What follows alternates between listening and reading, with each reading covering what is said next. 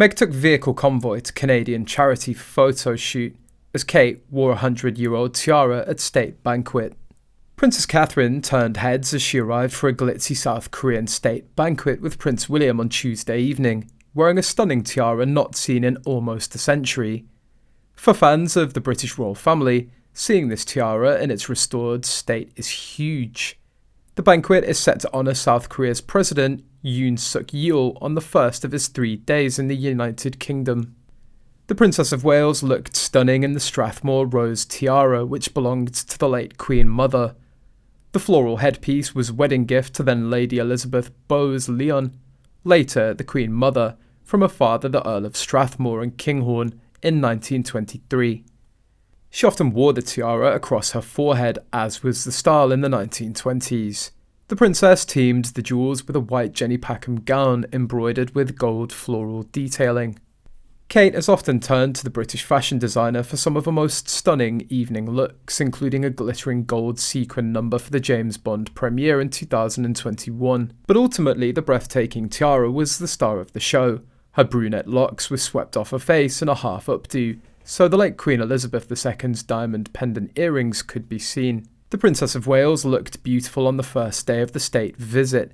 Kate stepped out looking every inch a future queen in a billowing cape dress designed by Catherine Walker, with an oversized bow at the neckline. Being jealous of Catherine's gorgeous appearance with a precious tiara, Meghan immediately released staged photos of herself. It's no surprise that Meghan regularly makes these moves in an attempt to steal the spotlight from the royal family. Meghan Markle took a multi-vehicle convoy to the charity Justice for Girls in Vancouver to use for her PR stunts.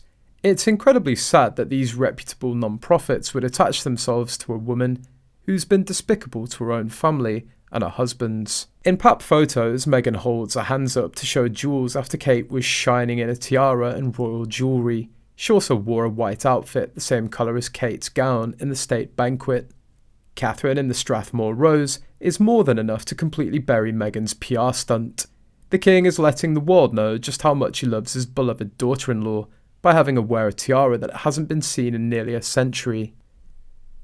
You know, it's obvious now that Meghan wasn't meant for royal service, but if she had just kept herself in check, kept her mouth shut and learnt, put in the work in a job as a working royal, she also could have participated in events like this.